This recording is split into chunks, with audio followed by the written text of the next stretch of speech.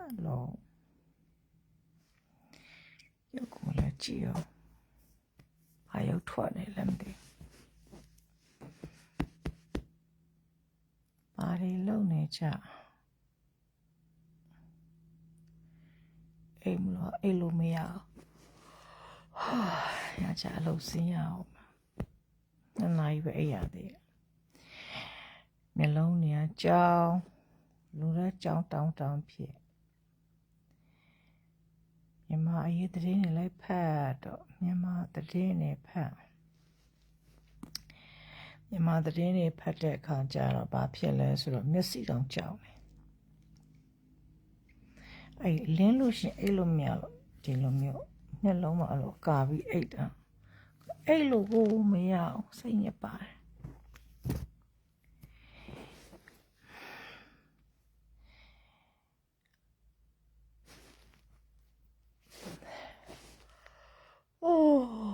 Porque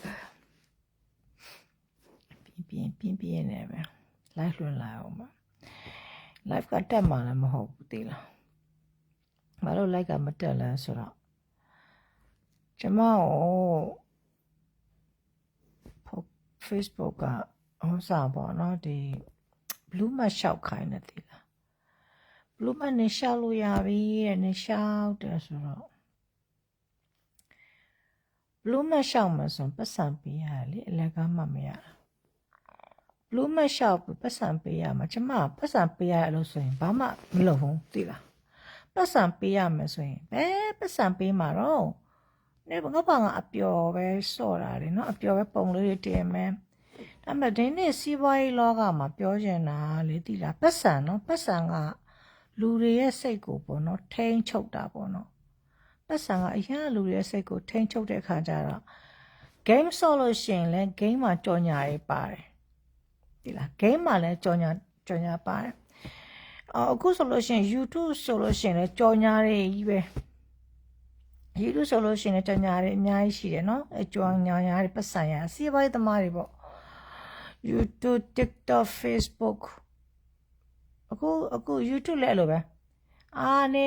စာဘာလုံးလိုက်ပါလားဆိုရင်ဟိုတခါဘယ်သူလဲမသိပြောတာအဲ့ဒီ TikTok က TikTok ဆယ်လီတယောက်ကပေါ့နော်တူတူမ TikTok မှာငွေဘလောက်ဆိုလားမသိရတယ်ပေါ့နော်ရလို့ဆိုပြီးတော့အဲ့လိုမျိုးမရခင်မှာလဲ तू ကပေးရတယ်ဆိုတော့ကိုလက်လှမ်းကြည့်တာပေါ့ကိုမှ TikTok က follower 100ကျော်ပဲရှိတယ်တိလားကျွန်မ TikTok လည်းအခုချိန်မှာ live တောင်မဟုတ်တာကြာ live လည်းမလွန်ဖြစ်ဘူး YouTube လည်းမလွန်ဖြစ်ဘူး TikTok လည်းမလွန်ဖြစ်ဘူးတရက်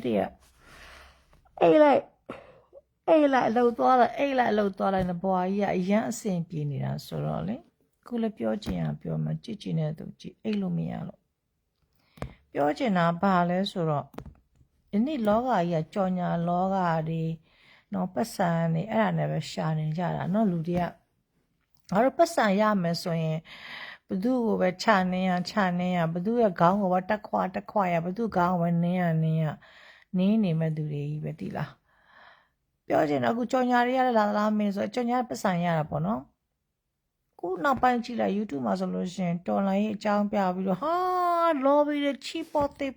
တာအစိမ်းဘက်ကလော်ဘီအနီဘက်ကလော်ဘီကပုံများတယ်ဟာလော်တာအောင်မလေး TV လေးဖွင့်လိုက်လို့ YouTube လေးပေါ်လာလို့ကြည့်လိုက်လို့ကတော့ဟာသတင်းနေကြော်ညာအဲ့ဒါနဲ့ TikTok မှာလည်းအဲ့လိုပဲပေါ့နော်ကျမဟိုရပေါ့ကြော်ညာပြောတာပေါ့ဘာလို့နေ live လေးဘာရမလဲဘာစိန်ဖူးလားစိန်လုံးတွေလားဘာသူတို့ဆိုပြီးလေကွာတော့ကြည့်လို့မြန်အဲ့လိုမျိုးရအောင်လုပ်မဆိုရင်မပတ်စံရင်ပေးရဆိုယူလား Facebook လည်းအဲ့ဒီတိုင်းပဲ Blue mat ရှောက်ခိုင်းတယ်တနစ်ကိုမနေဘူးတလားဆိုရင်အမလေး Facebook တွေမှာအဲ့လိုမျိုးက Blue mat ရှောက်လို့မြန်လေငါပတ်စံပေးရမယ်ဆိုရင်ရှောက်ကိုမရှောက်ဘူးဘာလို့ရှောက်နေမှာလဲအဲ့ပတ်စံတွေအကုန်လုံးကိုငါလှူတင်တာလှူမှာပေါ့နော်ဟုတ်တယ်ဟုတ်ပြောချင်တာဘာလဲစီးပွားရေးလောကပတ်စံမယ်နော်လူတွေကအခုဘာဖြစ်လဲပတ်စံနဲ့ပဲလူတွေကဘဝကြီးကိုဟိုနားမှာလည်းပတ်စံတော်လန်ရေးကိုလည်းပတ်စံအကြောင်းပြပြီးတော့တော်လန်ရေးမှာလည်းအဲ့လိုပေါ့ကြော်ညာတွေပေါ့နော်ပြောရမယ်ဆိုရင်တော်လန်ရေးကြီးလည်းအဲ့တိုင်းဘာမှမထူးတော်လန်ရေးမှာလည်းအဲ့တိုင်းပဲဘာမှမထူး ပတ်စံအကြောင်းပြတယ်ပတ်စံလည်းပဲလူတွေကအိပ်ပြီးတော့လွှင့်မှာကျမလိုက်ကိုလွှင့်နေလို့လွှင့်တာအဲ့လိုမရလို့စိတ်ရက်တယ်မှာညကြအလောက်ကလည်းဆင်းရအောင်ပါပြောချင်တာဘာဖြစ်လဲဆိုခုနောက်ပိုင်းမှာပတ်စံအရန်လူတွေရဲ့ခေါင်းထဲမှာငါတို့ live လွှင့်ရတယ်မပတ်စံရရင်ပြီးရောပဲဒီလားငါ live လွှင့်တာအကျိုးရှိလားအကျိုးမရှိဘူးလားသူများအတွက်အကျိုးရှိမလားပြည်သူအတွက်အကျိုးရှိမလားမရှိလားမသိဘူးဗစက်ကနေပေါက်ပန်း40ပေါက်ပန်း40တွေပြောမယ်ပြောပြီးလို့ရှိရင်သူတို့ပတ်စံရအောင်ယူမယ်အဲ့ဘာလို့များစားရကြလဲအဲ့လိုမျိုးလုံးမစားအလုပ်လေးပါလုပ်ကြပါလားတော်တော်လေးကိုစိတ်ပြတ်ဖို့ကောင်းတယ်ဒီလား TV လည်းမဖွင့်ရဘူး YouTube လည်းမကြည့်ရဘူး Facebook လည်းမကြည့်ရဘူး TikTok လည်းမကြည့်ရဘူးအကုန်လုံးကဒီသတင်းတွေကြီးပဲပြောတော့မြန်မာပြည်ကမငိမ့်ချောင်းသာပြောဖွင့်လိုက်တဲ့ရွှေဆိုင်ဖွင့်ပွဲတို့ပြီးလို့ရှင်ဆယ်လီတွေနန်းသွားလိုက်ကြတာအများကြီးပဲဟုတ်တယ်ဟုတ်အားကြောင့်လည်းမြန်မာပြည်ကငိမ့်ချမ်းနေတာပဲဘာမငိမ့်ချမ်းတာရှိလို့လဲငိမ့်ချမ်းတာမဟုတ်ပါကန်းတော်လွန်သေးတယ်မြန်မာပြည်ငိမ့်ချမ်းနေတာမြန်မာပြည်ကလူတွေကသာပြောတာမငိမ့်ချမ်းဘူးမဟုတ်ပါကန်းတော်ငိမ့်ချမ်းရတယ်ရုပ်ရှင်တွေဆိုလည်းပြလိုက်ကြတာ press show တွေရောဘာတွေရောပြီးလို့ရှိရင်ရွှေဆိုင်ဖွင့်ရွှေဆိုင်တွေကလည်းဆိုင်နေအားကြီးပဲเนาะတစ်ဆိုင်နှစ်ဆိုင်သုံးဆိုင်အနုပညာရှင်တွေရတယ်ရွာချဖို့ထိုးနေရပဲပြီးလို့ရှိရင်လာပြန်ပြီးဟိုဘက်ကဒီဘက်ကနေပြဿနာတွေနိုင်ငံရေးတွေလဲလားတရက်လေးသလားငါဘာလေးများကြည့်ရင်ကောင်းမလဲဆိုဘာမှမကြည့်နိုင်ဘာမှမဖွင့်ရတော့ TV ဖွင့်ကြည့်လို့ရှိရင်နိုင်ငံရေး post နဲ့အဲ့ဒီရုပ်ရှင်မင်းသားမင်းသမီးပြောပွဲရှင်ပွဲ Facebook လည်းဒီတိုင်းပဲ TikTok လည်းဒီတိုင်းပဲဆိုတော့ဥမာခေါင်မိုးပဲကြည့်တော့မယ်ကောင်းပါတယ်ဒီရက်တော့ဒီမှာဘာမှမကြည့်ဖြစ်ဘူးကိုလည်းဒီမှာဒီရက်တော့ဒီမှာအရန်အလုပ်ထဲမှာအရန်ပင်ပန်းတယ်အလုပ်ထဲမှာလည်းပင်ပန်းတယ်ပြီးတော့ဒီမှာရာသီဥတုကလည်းမကောင်းတော့အိတ်လိုက်အိတ်တယ်အိတ်ပြီးရင်စားပြီးအလုပ်သွားတယ်ပြန်လာတယ်တခုရှိတာကျမတို့လူမျိုးတွေကလေဦးနောက်တွေပေါ့နော်ဦးနောက်တော့ရှိပါတယ်လူတိုင်းမှာဦးနောက်ရှိတယ်ဒါပေမဲ့အဲ့ဦးနောက်ကိုအသုံးမချဘူးပေါ့နော်ဦးနောက်ဘုသူတပေါ့နော်မရှာဘူးလားမသိဘူးဘာလို့လဲဆိုတော့လူတွေကလေအမှားနဲ့အမှန်ငါတို့ငယ်တော့ငါတို့မိဘတွေငါတို့အမြဲတမ်းပြောတယ်မလိန်ရဘူးတို့မညာရဘူးတို့အမြဲတမ်းသင်ပေးတယ်မမှန်တော့သက်သေမလိုက်ရဘူးလို့ပေါ့နော်လို့ပေါ့နော်သူများဘက်ကနေဒီတယောက်ခိုးတာကိုမြင်တယ်ဆိုလို့ရှိရင်ဟာဒါသူခိုးနေတယ်ဆိုတော့လည်းညှို့ထိုးပြောရမယ်လေနော်ဒါပေမဲ့အခုခေတ်ကြီးကဘာဖြစ်သွားလဲဆိုတော့လိန်နာညာတာသိနေလဲကောက်ွယ်ပေးကြတယ်ငါတို့လူမျိုးတွေကလေအရင်အချစ်တဲ့စိတ်ကြီးမားကြတယ်နော်ဘလို့ချစ်တဲ့စိတ်ကြီးမားလဲဆိုတော့သူတို့တကယ်ချစ်လာပြီးဟဲ့ဆိုရင်အဲ့လူကမှားသည်ဖြစ်စေမှန်သည်ဖြစ်စေအဲ့လူကရုပ်မှလည်းသူတို့ချစ်နေကြတယ်ငါတို့လူမျိုးတွေရဲ့စိတ်တက်တယ်ဒါကြောင့်မို့မြန်မာနိုင်ငံကြီးကောင်းစားဆိုမြန်မာနိုင်ငံမကောင်းစားတာအဲ့ဒါကြောင့်ပဲဘာကြောင့်မြန်မာနိုင်ငံကြီးလေမြန်မာနိုင်ငံဒီမိုကရေစီကမတောင်းနဲ့ဘာမှဒီမိုကရေစီမလိုဘူးမြန်မာပြည်မှာလူတွေရဲ့စိတ်တက်ကိုပဲအရင်ပြောင်းအောင်လို့စိတ်တက်ကောင်းလို့ရှင် automatic မြန်မာပြည်ကကောင်းသွားလိမ့်မယ်အဲ့ဒါအကောင်းပြောတာဘာလဲဒို့ရေးတွေလက်သုံးချောင်းထောင်ပြီးတော့ရုံဘလို့မလို့ဘူးမြန်မာပြည်မှာဒီမိုကရေစီမလို့မြန်မာပြည်မှာလိုအပ်နေတာကစိတ်တက်လူတွေစိတ်တက်ကောင်းဖို့ပဲအရေးကြီးတယ်လူတွေရဲ့စိတ်တက်ကမကောင်းကြလို့လူတွေရဲ့စိတ်တက်ကငါတဖို့တည်းပဲရှိတယ်ငါတို့ကောင်းစားပြီးတော့ဘယ်လိုခေါ်မလဲဟိုနှစ်ခွတွေသုံးခွတွေခွထားကြတာပေါ့နော်ဒီဘက်တာလို့ရှိရင်ငါတို့ဒီဘက်ကိုပြေးမယ်ဒီဘက်ကမတာလို့ရှိရင်ဟိုဘက်ကိုပြန်ပြေးမယ်ဆိုတဲ့အဲ့လိုမျိုးစိတ်တက်တွေကအများကြီးပဲလူတွေကအဲ့လိုမျိုးစိတ်တက်တွေကြောင့်အရင်ဆုံးမြန်မာပြည်မှာဘာလို့လူတွေရဲ့စိတ်တက်ကိုအရင်ပြေးရမယ်သိလားစိတ်တက်တွေမပြေးမချင်းအလကားပဲကျမတို့လည်းဟိုနိုင်ငံသားမှာနေလို့ရိုင်းတော်ရတက်မဟုတ်ဘူးဘူးတုတက်ရအောင်ရှားတာပဲသတင်းတစ်ခုဖတ်လို့ရှိရင်ဒီသတင်းကမှန်လားမှားလားဒီသတင်းကအမှားကြီးကိုပြောနေရလားဒီသတင်းကဟုတ်မဟုတ်ရဲ့လားမအေးမွေးရနားတွေမျက်စိတွေပါတယ်မလားနားတစ်ဖက်ပဲပါတာလားမျက်စိတစ်လုံးနဲ့ပါတာလားစဉ်းစားလေနော်ကိုမအေးမွေးတဲ့ကမျက်စိတွေနားတွေကောင်းနေဆိုရင်ဒီဥစ္စာကြီးကဟုတ်နေသလားဒါကြီးကမှားနေသလားဒါကြီးကမှန်နေသလားကိုတေချာဆုံးဖြတ်ပြီးတော့ဝေဖန်ကြပါတော့အဲ့လိုပြီးတော့မဟုတ်ဘူးသူတို့သာချစ်လိုက်ပြီဆိုလို့ရှိရင်ဘလောက်ပဲမှားနေ လော်ကြတာသိလားကျမခါကြလို့ရှိရင်နိုင်ငံသားမှာတို့ပြအမေရိကမှာနေတဲ့သူတွေတော်တော်များများနော်အဲ့လိုပြောလို့အားလုံးမစိုးလုံးနော်အမေရိကမှာနေတဲ့သူတွေအားလုံးတော်တော်များများအမေရိကမှာနေတဲ့အနုပညာရှင်တွေပေါ့နော်တော်တော်များများလေးတွေဆိုလို့ရှိရင်ဘလို့ဦးနောက်တွေနဲ့များပေါ့နော်ဘလို့ဦးနောက်တွေနဲ့များတစ်ဖက်သက်တစ်ဖက်ပိတ်တစ်ဖက်တုံတစ်ဖက်ပိတ်ပြောကြလည်းမသိဘူးနော်သူတို့သတင်းရမထောက်ဘူးလားမသိဘူးအမေရိကမှာဆိုကွာအမေရိကဆိုတာလူတိုင်းသွားခြင်းနိုင်ငံနော်အမေရိကဆိုရင်ဒေါ်လာတွေနဲ့ကွာအရန်ကြီးကျယ်ခမ်းနားတဲ့နိုင်ငံဆိုပြီးတော့ကျွန်တော်တို့စကန်ဒီနေဗီးယားယူရိုပကိုတော့မအဲ့လောက်ထိလူတွေအထင်မကြီးကြအောင်ဒါပွင့်နေပြောတာအမေရိကမှာဆိုလို့ရှိရင်ကြည့်လိုက်လို့ရှိရင်အားကျစရာကြီးတွေပဲကွာဟုတ်တယ်မလားဒါပေမဲ့အမေရိကမှာနေတဲ့သူတွေရဲ့တချို့တော့ပြောတာနော်အကုန်လုံးမပြောဘူးတချို့လူတွေဦးနောက်တွေကပိတ်နေတာလားအသုံးမကျတာလားမသိဘူးနော်ဘာတွေပြောလို့ပြောမလဲမသိဘယ်ဥစ္စာမှန်လားမှားလားလည်းမသိကြဘူးဆွတ်ဆက်ပြီးတော့ဝေဖန်ပြောနေတာပဲသိလားဘာတွေမှန်းလည်းမသိဘူးနည်းနည်းပဲပါလဲရှင်တို့တွေလည်းသတင်းလေးပါလေးဖတ်ပါတေးချာချာဖတ်ဘယ်ဟာမှန်လဲဘယ်ဟာမှားလဲဒါကြီးအဟုတ်ရဲ့လားနောက်ဆုံးတစ်ခုပြောမယ်ကွာရှင်တို့တွေအမှုပညာရှင်တချို့ပြောမယ်ကွာတချို့အမှုပညာရှင်တွေဆိုရမ်းမဲ့သူတို့အောင်မြင်ကြော်ကြားကြရတယ်နော်တချို့အမှုပညာရှင်တွေဆိုပျောက်သွားကြတယ်တချို့အမှုပညာရှင်ကြတော့လဲဒီလိုပဲမရေမရာလေးနဲ့သွားနေကြတယ်ဘာကြောင့်လဲသူရဲ့စ조사မှုတို့သူတို့ကန်တို့ဘာတို့မှဘူးတီမှာပေါ့နော်အဲ့လိုပဲလေစီးပွားရေးတစ်ခုမှလဲကိုလှုပ်ကြည့်တယ်လှုပ်ကြည့်လို့မှအဆင်ပြေရလားမပြေဘူးဆိုလို့ရှိရင်လဲဘာတွေမှမှားရင်းနေလဲအဲ့လိုမျိုးလေးတွေပေါ့ဒီလိုပဲဘယ်ရန်တစ်ခုကိုလှုပ်တော့မယ်ဆိုရင်ငါတို့လှုပ်တဲ့အရာတွေကဘာလို့အရာမထင်လဲဒီအရာတစ်ခုငါတို့လှုပ်တဲ့အရာတစ်ခုကဘာလို့ရှေ့မရောက်ဖဲနဲ့နောက်ကိုရောက်သွားသလိုလိုဘေးကလန့်ဖြစ်နေဆိုလို့ရှိရင်ဘယ်မှာမှားနေလဲဆိုတာကိုကိုဖာတာကိုပြန်ပြီးတော့ချင့်ချိန်ပြီးတော့သုံးသက်ကမယ်အခုတော့အဲ့လိုလည်းမချင့်ချိန်မသုံးသက်ပဲနဲ့ရက်သမားပြောတဲ့စကားတွေကိုယုံကြည်ပြီးတော့ကိုပြောတော့တာဒီမိုကရေစီအတကောအားပြအောင်អော်နေကြဒီမိုကရေစီဆိုတာဘာလဲသိရလားကိုနေတဲ့နိုင်ငံမှာရှိတဲ့ဒီမိုကရေစီကိုပြန်ပြောကြည့်အောင်ကိုနေတဲ့နိုင်ငံမှာဒီမိုကရေစီ freedom လေနော်အမှန်ကန်တဲ့ဘက်ကရက်ကမယ်ငါတို့လည်းဒီနိုင်ငံမှာနေတာဒီမိုကရေစီနိုင်ငံမှာနေတာပဲငါပြောပြီးပြီပဲငါတို့အခွင့်မပေးချင်လို့ဒီမှာရွှေ့ပြောင်းဟာတွေရှိတယ်ဒုက္ခတွေရှိတယ်ဒုက္ခတွေကဒီမှာလာပြီးတော့လုံးမလုံးချင်မဲနဲ့ခလေးတွေအားလို့ရှင်ခလေးတွေတစ်ချိန်ထိုင်မွေးပြီးထောက်ပံ့ခြင်းနဲ့နေကြတယ်ငါတို့တွေကသူတို့ငါတို့အခွင့်နဲ့သူတို့ထောက်ပံ့ရတယ်ငါတို့လက်စိတ်ဆိုးတာပဲအဲ့မဲ့ဒါဒီမိုကရေစီနိုင်ငံလေလူမျိုးမွေးဘာသာမွေးခလေးဘလောက်မွေးပေးရမယ်လူခလေးငါတို့နိုင်ငံမှာဆိုလို့ရှိရင်စားစရာအလုံးမရှိလို့ရှိရင်ကိုယ့်အနေကိုလမ်းပေးနာမှာပလုံကောက်ပါကောက်စေဒီမှာအလုံးမရှိလဲအကြောင်းမဟုတ်ဘူးဒီကအစိုးရခေါ်ကြွေးထားတာအိမ်လာကပူစရာမလိုဘူးအလုံးမရှိလဲအစိုးရကလာအိမ်လာကထုတ်အိမ်လာကကိုလာက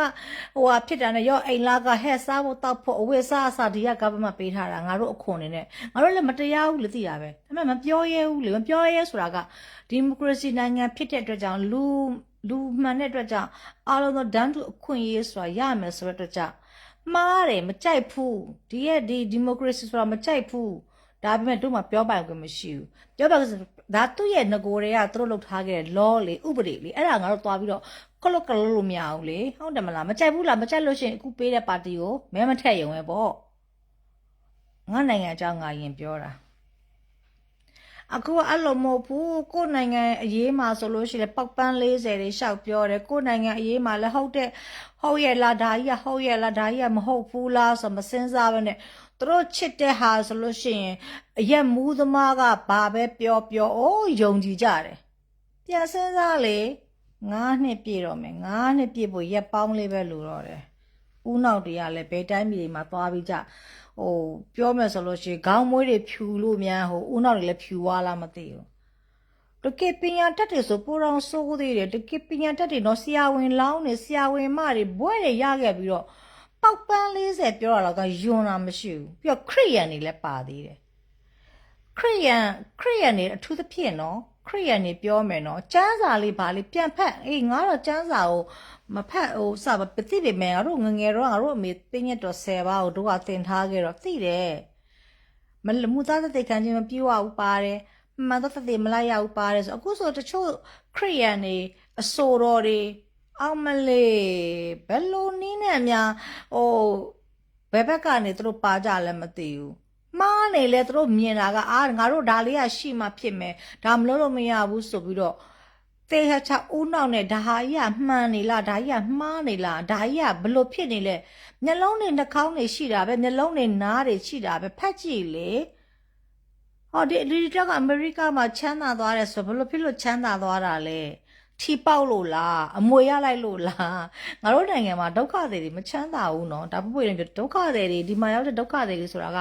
government ပေးတဲ့အစိုးရပေးတဲ့ငွေနဲ့ပဲသူတို့လုံလောက်စားဒါပေမဲ့အခုနောက်ပိုင်းတော့လဲကလန်ကကြစ်တွေများတော့သူတို့ကဟိုချမ်းသာသွားပြီပြောမယ်ဆိုရင်သူတို့တုံတယ်ဒါပေမဲ့အဲ့လိုပေါ့ဒုက္ခတွေဆိုလို့ရှိရင်သူတို့ဒီမှာကားဝယ်ခွင့်မရှိဘူးအိမ်ဝယ်ခွင့်မရှိဘူးဘာကြောင့် government ပေးတဲ့အစိုးရပေးထောက်ပံ့ခြင်းနဲ့နေရာအတွက်ကြောင့်သူတို့မှာဘယ်လိုခေါ်မလဲဟိုသူတို့ရဲ့ဒီ secretary နံပါတ်ကိုကြည့်လို့ရှိရင်သူတို့ဒီထောက်ပံ့ခြင်းတဲ့နေရာအတွက်ကြောင့်ဒီနိုင်ငံဘဏ်တွေကပတ်စံမချီဘူးဘဏ်တွေကပတ်စံဘသူချီလဲဆိုတော့အလုပ်ရှိရတဲ့သူတွေဘဏ်တွေကပတ်စံချီတာအလုပ်ရှိရတော့မှမရသေးဘူးเนาะအလုပ်ရှိပြီးတော့အကျွေးစင်းတွေရှိတယ် blacklist ထဲမှာပါလို့ရှိရင်ဒီနိုင်ငံမှာပတ်စံချီလို့မရအောင်အကျွေးမရှိအောင်လည်းနေရတယ်အလုပ်ရှိမှပတ်စံချီလို့ရတယ်ပြီးလို့ရှိရင်အကျွေး blacklist မရှိမှဒီနိုင်ငံမှာပတ်စံချီလို့ရတယ်အိမ်ဝယ်လို့ရတယ်ကားဝယ်လို့ရတယ်အကျဉ်းနိုင်ငံတော့ကျွန်မမသိเนาะကျွန်မပြောကျွန်မဆွေနိုင်ငံအကြောင်းကျွန်မပြောပြတာဆိုဒုက္ခတွေလာလူအကုန်လုံးကကားဝယ်ဖို့ဆိုတာမရှိဘူးဒါပေမဲ့သူတို့ကလဲတယ်ဒုက္ခတွေတချို့ကဘာလို့လုပ်ကြလဲဆိုတော့သူတို့ဒီရလို့ရှိရင်ကားကိုခိုးမောင်းကြတယ်သိလားသူတို့ကအမျိုးတွေတောက်တာဟုတ်အမျိုးတွေတောက်တော့သူတို့အမျိုးတွေသူတို့ကကားဝယ်ခိုင်းလိုက်တယ်သူတို့ရဲ့အမျိုးကလည်းအလုပ်ရှိရလူဆိုတော့အကျွေးမရှိတော့သူတို့ကားဝယ်ခိုင်းလိုက်တယ်ပြီးလို့ရှိရင်သူတို့ကအဲ့ကားကိုတက်မောင်းကြတာပေါ့နော်လိုင်စင်မဲ့ပေါ့ပြောရမယ်ဆိုရင်တော့ဒါပေမဲ့ဒီကလို့တိုက်မိလို့ဘာလို့ရဲဖမ်းမိတော့ထောင်ကြတာပေါ့မထောင်ဆိုလဲအေးဆေးပါပဲဆွေနိုင်ငံထောင်ကဘာမှပူစရာမလိုအချိန်တန်ကြလို့ရှင်စားဖို့တောက်ဖို့အစင်သစ်မဲ့တခါကျလာတော့ရသေးတယ်အဲ့ဒါတချို့ဆိုလို့ရှင်ဒီမှာလူတက်ကြတယ်ဒီမှာဒီထောင်လောက်ကတို့ကရီတောင်ရီသေးတယ်အေးစစ်စစ်ပဲဒါကြောင့်ခါကြလို့ရှင်ဒီမိုကရေစီဆိုတာမကောင်းဘူးဒီမိုကရေစီဆိုတာကောင်းတဲ့အလျောက်တော့ကောင်းတယ်မကောင်းတဲ့အလျောက်တော့မကောင်းကျွန်မတက်ကတော့ဒါကြောင့်လို့ဒီမိုကရေစီတော့မသိဘူးငြိမ်းချမ်းဆုံးနိုင်ငံတစ်နိုင်ငံတော့ရှိအသိလို့ရှင်ကောင်းကင်နိုင်ငံမရှိတယ်အကြောင်းလို့ဆိုအခုခေတ်ကြီးရနော်ပြောရမှာဆိုရင်လူတွေဆိုလို့ရှိရင်လည်းတယောက်နဲ့တယောက်နဲ့ရုပ်မာကြတယောက်နဲ့ချစ်ချင်းမေတ္တာမရှိကြတော့ဘူးအားလုံးကပတ်စံနောက်လိုက်ပြီးတော့ကိုကောင်းစားဖို့ပဲကိုတွေးကြတယ်ငါတို့ဘယ်လိုကောင်းစားရင်ကောင်းမလဲတော်လန်ရေးကိုဘန်းပြပြီးတော့အကြောင်းပြပြီးတော်လန်ရေးကိုလှုပ်ရှားနေကြတယ်ရှယ်ဆယ်လီတွေကအစတော်လန်ရေးကိုခါတယ်လော်ပေးလိုက်ကြပြီးတော့သူတို့ရဲ့ဒီဟို page တွေမှာပတ်စံရဖို့အတွက်ကြောင်ညာကိုင်းနေကြတယ်ပြောလို့ရှိရင်အားကြောင့်တစ်ချက်ပဲဟဲ့မြန်မာနိုင်ငံကြီးကစစ်ဖြစ်ပါဘူးတဲ့ကိုအသိတရားပေါ့နော်ကျတော့ငြိမ်းချမ်းနေတာလေဟုတ်တယ်လေမရွှေဆိုင်ဖွင့်ပွဲတို့အမှုပညာရှင်တွေရုပ်ရှင် press show တို့ချင်းတဲ့ဟာကြီးကိုဘာအမြတ်ဖြစ်နေလို့လဲအဲ့ဒါကိုလာပြီးတော့ဟိုဘာဖြစ်တယ်ညာဖြစ်တယ်ပြောတော့တချို့တွေကမသိကြတော့ပြောတာကိုပြောတဲ့စကားပဲမယုံသလိုလိုပြောချင်တာဘာလဲဆိုတော့လေ2026လဲရောက်လာပြီဒီတိုင်းပဲသွားတာပဲဘာမှလည်းမထူးလောက်ဘာတစ်ခုမှထူးခြားခြင်းလည်းမရှိပဲနဲ့တရက်လေသိလားပြောပြမသိလေယောက်ျားကြီးနော်ကျမထင်တာလေမိန်းမတွေပဲမနာလို့စိတ်ရှိတယ်မှတ်တသိလားယောက်ျားကြီးနော်ငါတို့အရင်တော့ခေတ္တဝါဆိုရင်3000ယောက်ျားကြီးတွေဆိုတာကတန်မထွတ်ကြမ်းနဲ့မိန်းမလို့မိန်းမရစိတ်တယ်မရှိဘူးအခုကယောက်ျားကြီးတွေတန်မဲ့နော်ယောက်ျားကြီးအိုကြီးတွေလူအိုကြီးတွေတလားအိုကြီးတွေတေလက်သေးကန်နီးနေယောက်ျားကြီးတွေတခါတည်းဟိုထိုင်ကုန်လူနေကြတယ်နေရာလူနေကြတယ်တို့အိုနေပြီလေတေကန်နေပြီမလားပတိလေးပါလဲစိတ်နော်ငါတို့သေလို့ရှိရင်ငါတို့ဘယ်ရမလဲငါတို့သေလို့ရှိရင်ကောင်းကင်နိုင်ငံလေးသွားဖို့အတွက်နော်ဟိုစိတ်ကောင်းလေးထားလူတိုင်းကသေရမှာဟိုလေဘာအကြံတစ်ခုပေးမယ်အဲ့အိုကြီးတွေနော်ယောက်ျားအိုကြီးတွေလေအိုထီးတွေပြောချင်တာဘာလို့ရသလဲတင်ကြကုန်းတစ်ခါလောက်သွား တင်ချန်ကုန်းမှာသွားပြီးတော့ကြည်အော်ဒါလေးကဂူလေးပါလားငါသေလို့ရှိရင်ငါဘလို့နည်းနဲ့သေမှာလဲငါ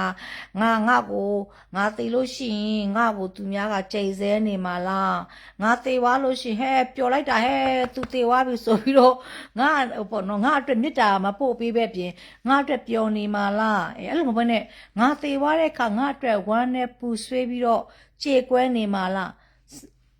နည်းနည်းစဉ်းစားရတင်ချန်ကုန်းလေးပါလေတော့မရှိကြဘူးလားအရှင်တို့အိုကြီးတွေ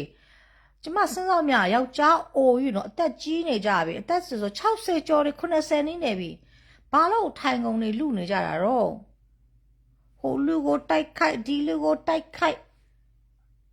ဘာတွေမှလည်းမသိဘူးတော့ယောက်ျားကြီးတွေတမ်းမနာလိုတွေစိတ်တွေလည်းရှိသေးတယ်ငါတို့မိန်းမတွေမနာလိုစိတ်ရှိရဆိုအော်မိန်းမတွေမှုလို့ဆိုနားလည်မှုပေးလို့ရသေးတယ်ယောက်ျားအကြီးတွေနော်ယောက်ျားကဘာယောက်ျားအငယ်အလက်တွေမဟုတ်ဘူးယောက်ျားအိုကြီးတွေနော်အိုကြီးတွေ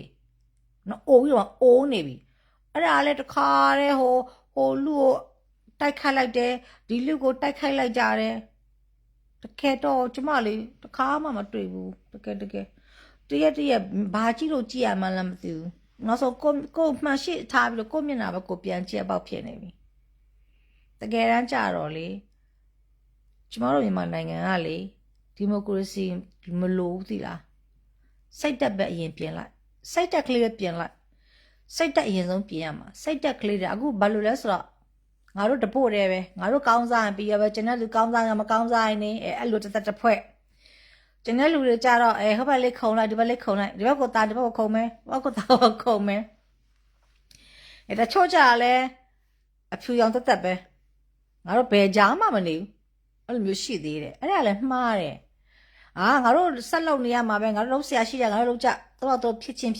နေတော့စခွက်လို့ချင်းလို့မလို့ချင်းနေငါတို့နဲ့မဆိုင်ဘူးငါတို့ရှစ်ဆက်လောက်မဟုတ်ဘူးဘာလို့ကိုကဒီကိစ္စတွေမှာကိုပါဝင်နေရတယ်ကိုပါဝင်နေတာဘာလဲအမှန်တရားတွေမလားအဲ့လိုအမှန်တရားတွေကိုပါရဲဆိုလို့ရှိရင်ဘယ်ဘက်ကနေအဲ့အမှန်တရားဘက်ကကိုပြောပေးရမယ်လေတော့တိုက်ချင်တိုက်မကြိုက်ချင်နေတော့စခွက်လို့ချင်းလို့မလို့ချင်းနေငါတို့ကတော့ရှစ်ဆက်သွားရမှာပဲသွားသေးတဲ့ထိသွားခေါင်းမွေးဖြူအောင်သွားသားစင်မြေးဆက်ဖြူတဲ့ထိသွားရမှာအဲ့ဒါကြောင့်အဲ့လိုမျိုးအတွေးခေါ်တွေကြောင့်လေယနေ့မှ9နှစ်ပြည့်တော့မယ်အဲ့လိုမျိုးအတွေးခေါ်တွေစိတ်ကြက်တွေကြောင့်9နှစ်ပြည့်တော့မယ်အဲ့လိုကျမတော့အေးစေးပဲနာပဲငါအလုပ်သွားမယ်ပြန်လာမယ်ပြီးဘာလုပ်မလဲငါခရီးထွက်မယ်တော်ပြီအကူသူများလို့ဘာလုပ်လဲ Netflix ကနေရုပ်ရှင်တွေကြည့်တယ်အားလို့ရှိရုပ်ရှင်ကြည့်တယ်ရုပ်ရှင်ကြည့်တာပုံများတယ်အခုနောက်ပိုင်းရုပ်ရှင်တွေပိုကြည့်တယ်မြန်မာပြည်သတင်းဖတ်လို့ရှင်စိတ်ညစ်ရလို့ဟောဘရံပြဒီဘရံပွဲတွေနဲ့ရံပွဲတွေရောရွှေပွဲတွေရောပြီးတော့ press show တွေရောပွဲတွေရောဘာဖွင့်လို့ဖွင့်ရမှမသိတော့ Netflix လေးပဲအဲ့ဒါပြန်ပြီးတော့အိမ်မှာကြည့်တယ်အလုပ်သွားတယ်ပြန်လာတယ်ထမင်းစားတယ်အိတ်တယ်ဒီလောက်ပဲကဲအဲ့လောက်ပဲပြောတော့အိတ်တော့မယ်ပြန်မန်းတယ် bye bye